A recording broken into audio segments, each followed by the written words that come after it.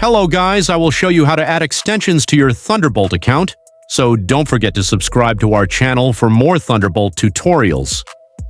Open Thunderbolt on your desktop, click on Settings on the left sidebar, and it will be directed to the left panel. Choose Add-ons and Themes, and here you get to the Extensions tab. So here I have an add-on compatibility check extension already installed. You can search, for example, any extensions here.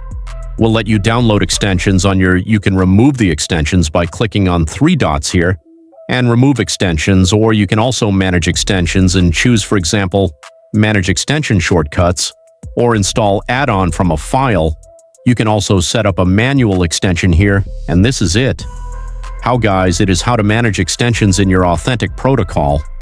If you found this video helpful, don't forget to like, subscribe, and leave a comment.